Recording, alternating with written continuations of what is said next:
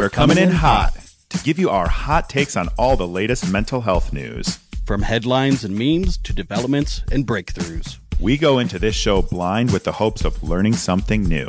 Before sharing some bunny hugs. And leaving with our eyes wide open. I'm Nick. And I'm Todd. And this is Mental Health Headline Hot Takes. We're glad you're here. Hey everyone, welcome to this episode of Mental Health Headlines Hot Takes. We are two tired people today, I think. So we'll bring some energy, maybe. My choice. Spin the wheel. Oh, okay. What are you going to do? Why is it? It's like, why do I even have a wheel? It's like always the same. I think I've only won once. Like I've only gotten to go first by my own accord or choose who goes first by my own accord once. It's rigged. If it was up to you, would you go first? No. Okay, I'll go first. I know you're having a bit of a issue today, so I will do this one. It is people with depression or anxiety could lose sickness benefits, says UK minister. And this is from The Guardian. You're really starting with that today? I am. Right. I can't find who wrote it, but it's from The Guardian anyway. And it's kind of political and weird, so I kind of... I like when things go a little political, so... So I kind of highlighted a lot of the article of what I want to read, so just bear with me. Mel Strike, he's a minister of something or other, announced his plans to overhaul the way disability benefits work and was due to address the Commons on their issues later in the day. Oh, Jesus. Now I'm all scurry. Okay, this was a while ago. So anyway, while he sought to portray the proposals as part of a grown-up conversation about the best form of welfare provisions, he also indicated the focus on the plan was part of a conservative election strategy designed to put some pressure on Labour before a general election in which his party is expected to suffer a heavy defeat. So they're going to screw stuff up and then Labour will win, and then that's their problem. Stride batted away suggestions his government had created the problems by failing to adequately provide such care in the first place, saying it was introducing a scheme in which some healthcare support would be provided alongside work coaches. In an interview with the Times, Stride had suggested the proposals would mean people with milder mental health conditions would no longer receive financial support, and they follow a speech in which the Prime Minister announced major changes to the welfare system earlier this month, saying people with less severe mental health conditions should be expected to engage with the world of work. So stop being pussies and get to work, you mopey bastards. Stride said the system should not be paying people to deal with quote unquote ordinary difficulties of life, and suggested that many voters deep down agreed with him. Stride said a whole plethora of things such as talking therapies, social care packages, respite care, etc. would be better than cash. But again, people are saying, well, yeah, that would be better, but you screwed those up too. So anyway, James Taylor, the executive director of strategy at disability equity charity Scope, called for an end to the reckless assault on disabled people and to fix the real underlying issues. And he says life costs a lot more for disabled people, including people with mental health conditions.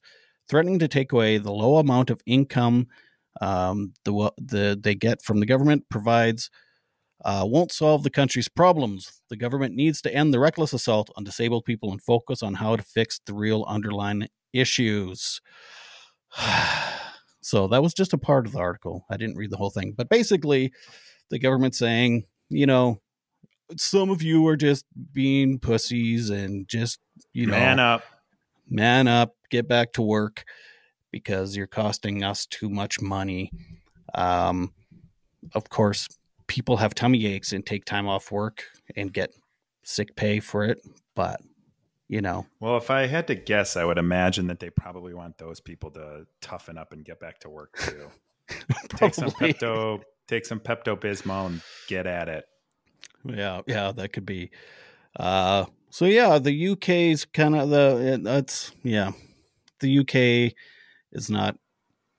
I mean, It's good to there's see been a them few, leading the way in some bullshit as opposed to the US. right?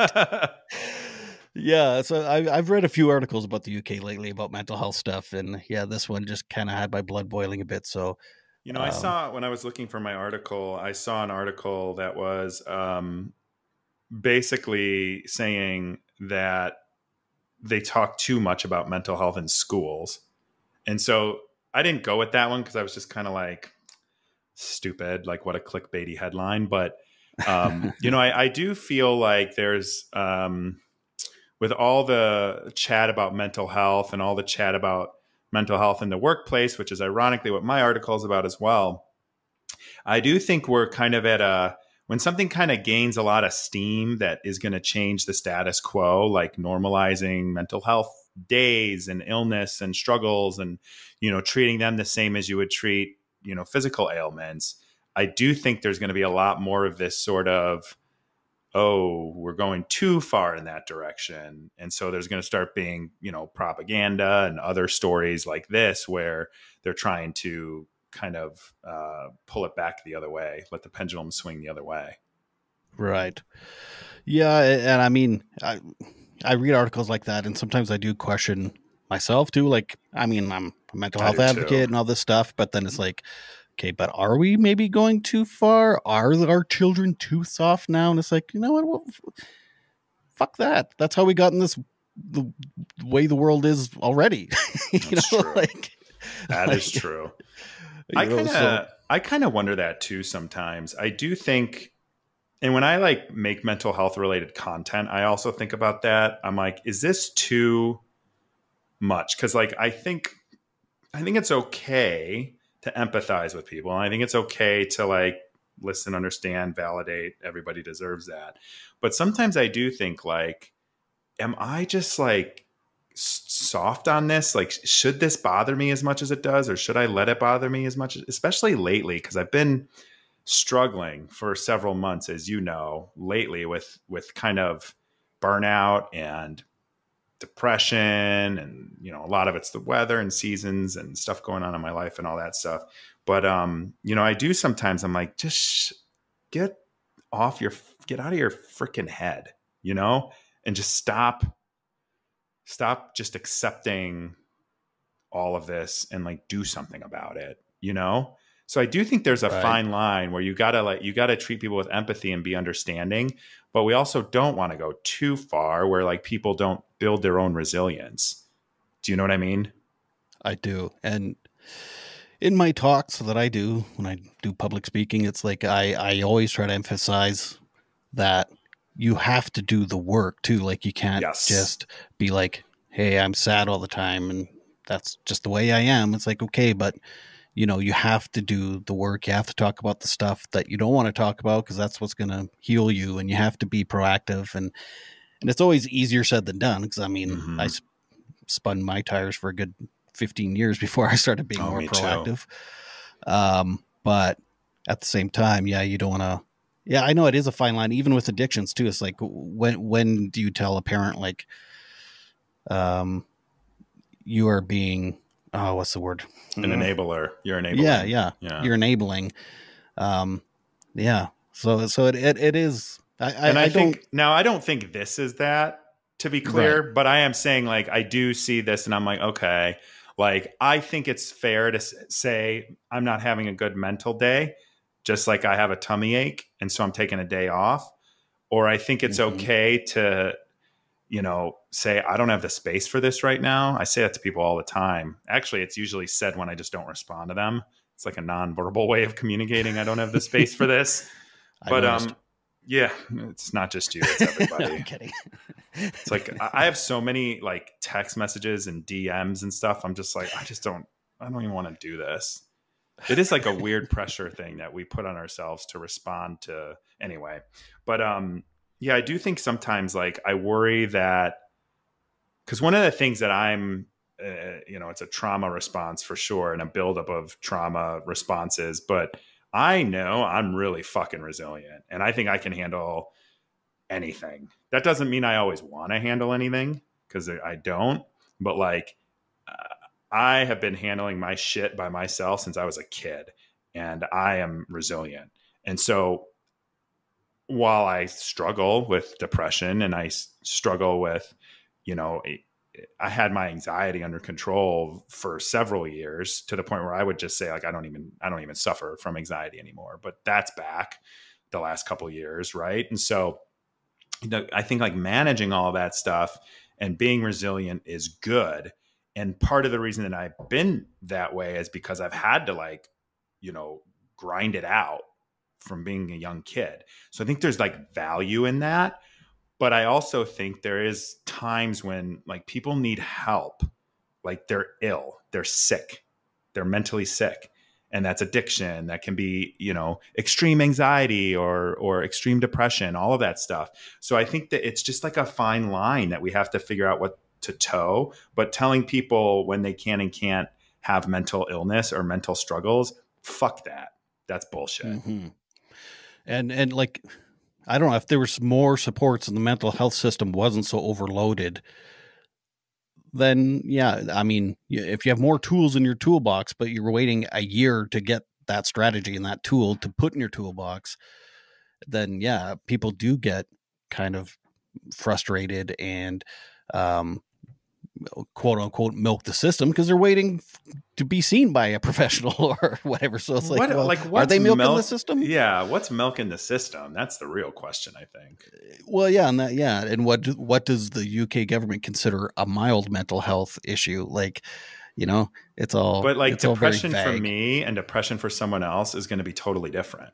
It relies on your chemicals, your DNA, your life experiences. Like there's some of the stuff that I've been through in my life that I know that if someone who didn't have, in both cases, didn't have the privilege I have, but also maybe had more privilege than I have, and it would wreck them because they've never been exposed to it before.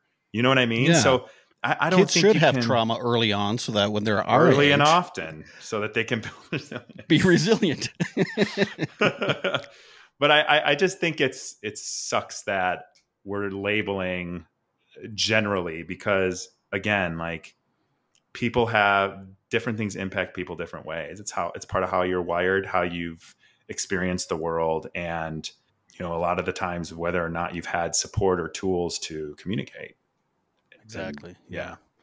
And just how easily accessible those strategies are. Mm-hmm. So yeah, exactly. So what party was this again? The Conservative Party? They've got like 6 of them over there that are relevant. Yeah. Sick. Yeah. But right now it's the Conservatives, and they're basically saying that they're going to lose to the Labour Party next election. Whenever, I didn't read when the next election is, but it's basically already like forecasted. They do the weirdest things in England. They just randomly call for elections, and I think they're like 6 weeks after they call for them. We're here in the U.S. Too. Yeah, it's so I don't understand that. And, you know, here in the U.S., awesome. We've got we're going on 2 years of the 2024 presidential campaign. Right. At this point. I can't stand American politics as a Canadian who has nothing but American television channels. It's like constantly, and it's like the media. Well, it's because it's a show. It's a show. It's not an actual. Yeah. And then in Canada, it's like the beginning of November, and they're like, middle of December, there's going to be an election. And it's like, sweet. Everyone campaigns for like 6 weeks. It's hard and fast, done. It's not nice. 2 years of shit. That must be nice. Commercials and I mean, there's still politics every day, and you still see all that crap. But like the campaigning is only like 6 weeks. So anyway, yeah, because I think that's part of America's constant divide is you're constantly being divided. Yeah, I mean it. Yeah.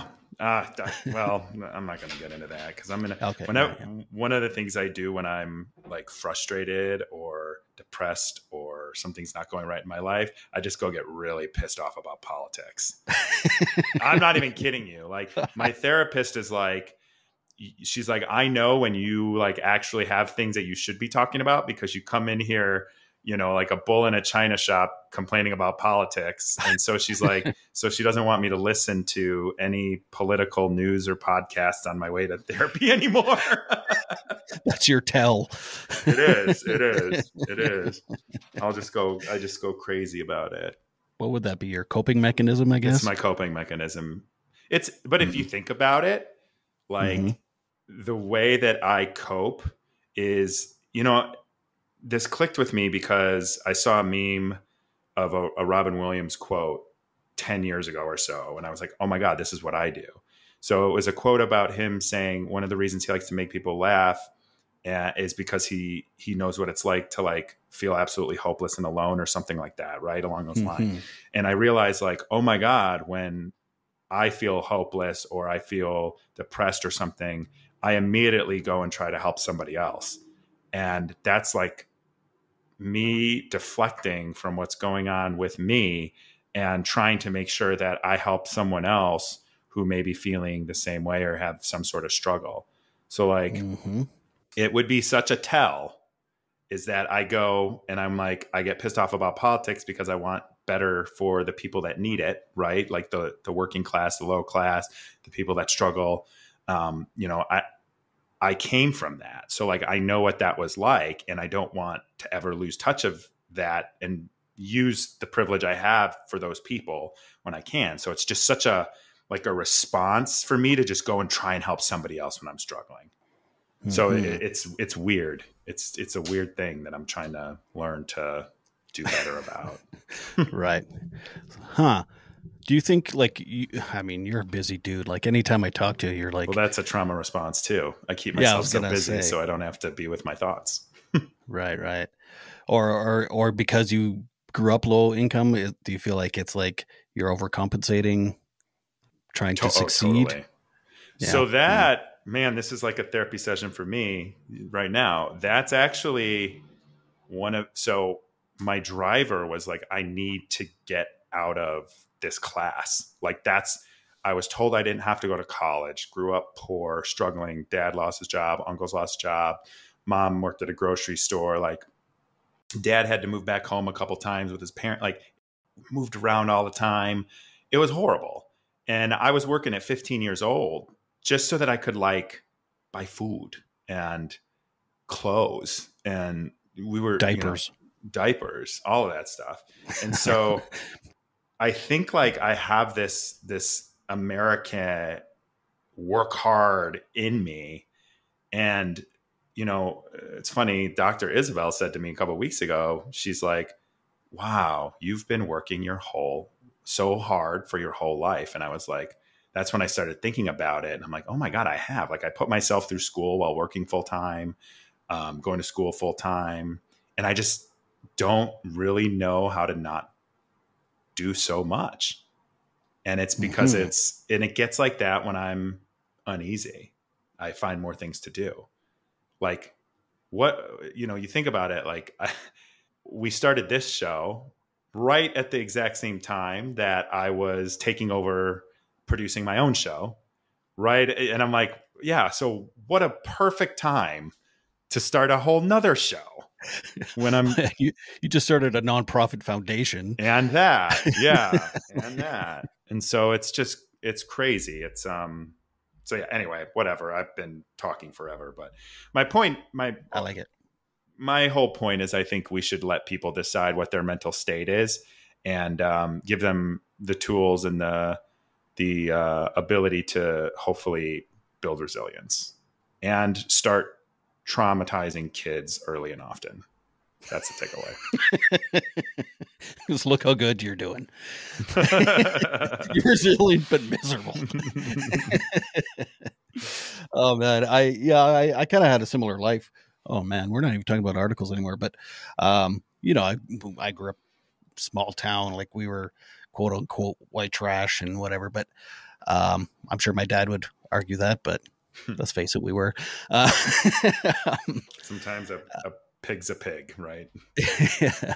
And I mean, I had incredible work ethic until I hit about mid-30s, and I just I was done, and you get burned out. And I've been kind of struggling ever since financially, but also it's like but also I'm home at lunch when my kids are here. And it's like I am more present, I guess. I'm enjoying life a bit more. I'd enjoy it even more if, like, when things broke down, I could afford just to fix them, stuff like that. But yeah, I kind of decided, I made a mental decision, like, I will never be wealthy, and that's not Well, that's that's not the weird thing is success it to me isn't. anyway. Being Yeah, happy is successful. it's So not. It's not. And I've told this story before, and I probably shouldn't keep saying it, but I my whole goal when I first decided I was going to go to college after my first year, when I figured out I wanted to do marketing, was I was going to be a CMO. And I hustled for so long. And then when I got that opportunity a couple years ago, even though it was interim, I just remember sitting there at the top and I'm like, it is lonely up here. And this isn't all it's cracked up to be. And I've sacrificed relationships, friendships, working so hard. And for what? Because you can't take the money with you. And I never really wanted to get rich. It wasn't that's the thing. It wasn't about getting rich or having a lot of money.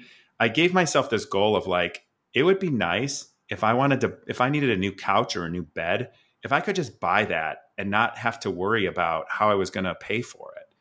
Or if I could take a vacation and not worry about how I was going to pay for it, because that's how we grew up. Like one camping trip, maybe a weekend, a year, and it was like you waited the whole year for that.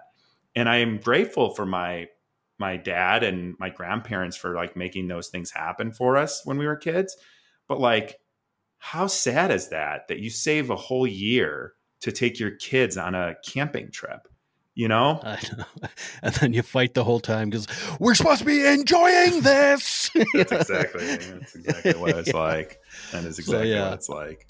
So yeah, I've kind of made a decision, like, you know what?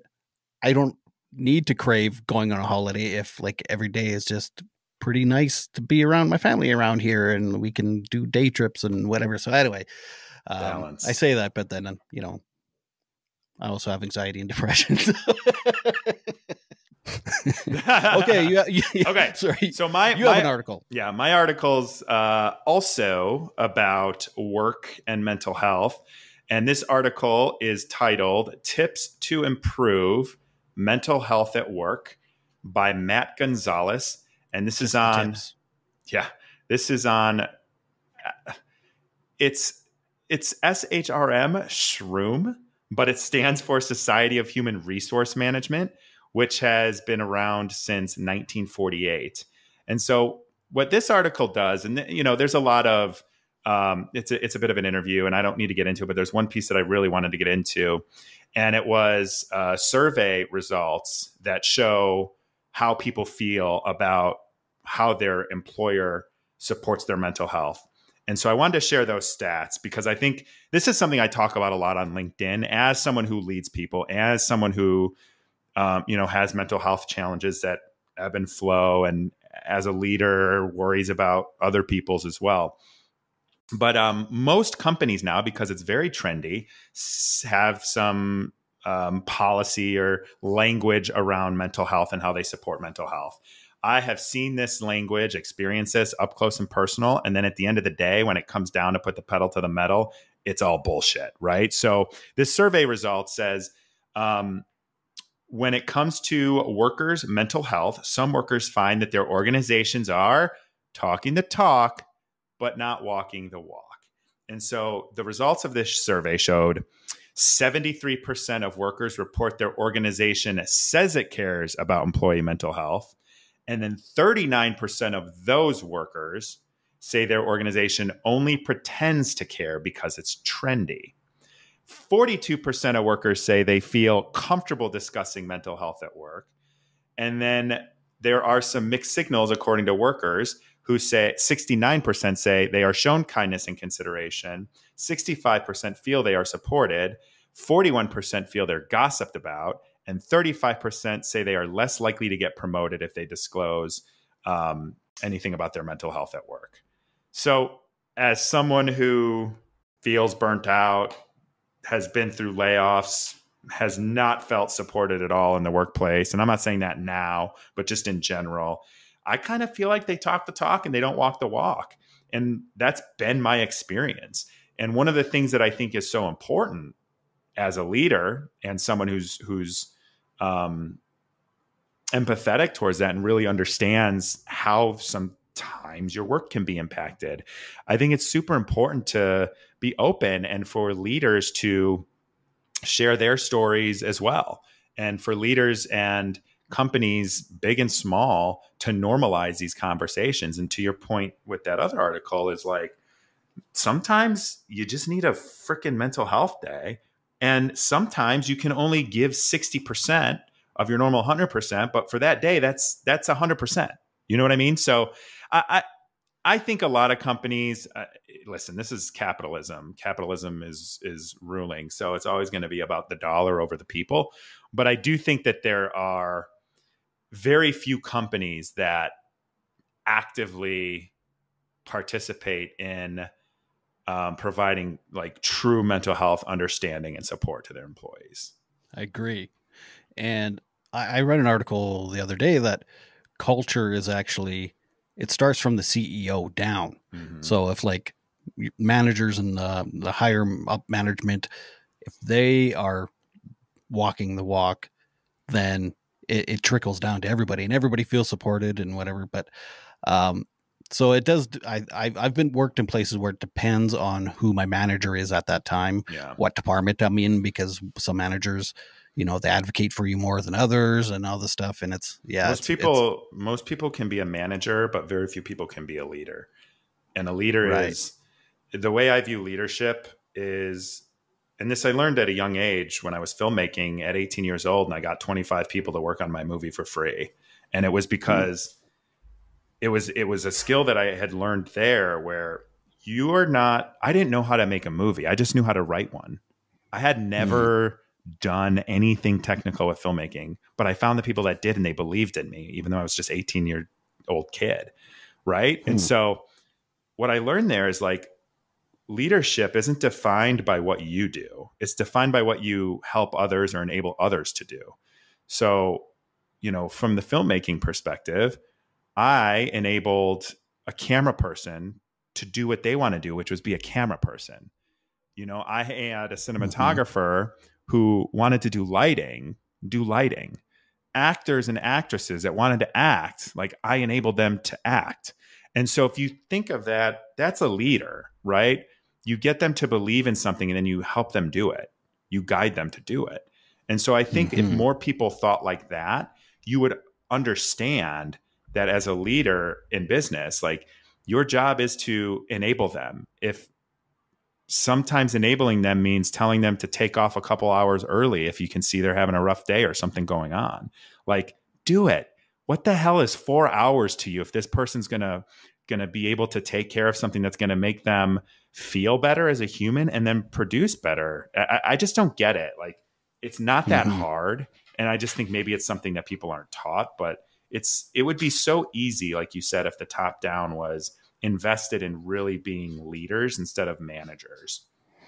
I think that takes empathy and being somewhat emotionally intelligent.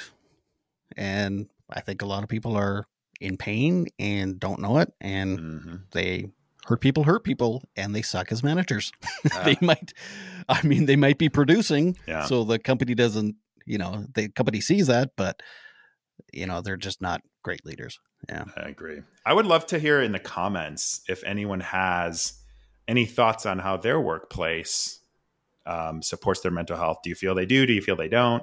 I don't think it's acceptable to say, here's Headway or here's BetterHelp and you're good to go. I think it's more than that. And I think, we could probably take a whole nother half hour and talk about that. But yeah, I just think it's, I'm not surprised by the results. I think that it, like you said, and agree with you, that it comes from leadership, the top down, requires emotional intelligence, empathy, and a look at the bigger picture. And I think there is a responsibility. I don't necessarily know that I could map out what I think it should be, but I think a company does have a responsibility to at least foster the culture of it's okay to not be okay. Your productivity does not come at the expense of your mental health. And we should encourage people to take time to take care of themselves. I want to add something. I know it's kind of a longer episode. Maybe we'll split this episode. I don't know. But we're talking about the article I did, and we were like, are people maybe being too soft, and are we enabling people? I actually had a job where I felt like I was not being, supported mentally, because they were basically trying to push me out the doors of what it felt like. It was like, go, go, go. And it took me a while because I was hurt. I wasn't well mentally at the time. So, I wasn't viewing the world the way reality maybe actually was. Anyway, but now I look back at that situation, and I think that was probably the kindest thing they could have done, because some people just can't do some jobs. Know what I mean? It was such an anxiety driven job. It was in theater, which there's a lot of burnout, a lot of turnover in staff, because it's go, go, go. And it's low pay, stressful, hard work, low pay. Yeah. And I mean, that's why there's a lot of young people in it, because that's whatever, young people have the energy and whatever. Anyway, now looking back now, I'm like, that was actually them being very kind. They weren't assholes about it or anything. They were just kind of like, hey, I know you got a job offer somewhere else. Maybe you should try that place. And it was probably the most compassionate thing they could have done. It was me not seeing it like that at the time. So, so that's another thing that, individuals, you have to do the work, like we said, but also you have to take a good, long, hard look at yourself and be honest. Like, is this the right job for me? Maybe I just need out of here. Maybe it's not management. Maybe it's just, I'm just not built for this job. I agree. So, yeah. I agree. Well, okay. We did it. What, a 30-minute episode? That's okay. It's Mental Health Awareness Month. This is our month. You know how I feel about it. Yeah, it's our month. All right. If you have any questions or concerns or articles you want us to look at, and like Nick said, we're curious to have your thoughts on what your workspace is like, and if you feel supported, reach out to us. And so anyway, I just want to say thanks, Nick. This was a good episode. I think so too. I liked it. Awesome. All right. Bye, guys. See you next time. This has been our Mental Health Headline Hot Takes. We're so glad you came. Remember, when you heal yourself, you heal the world. Be sure to like this video, leave comments, and suggest articles for future episodes. Hit subscribe to Eyes Wide Open and Bunny Hugs and Mental Health.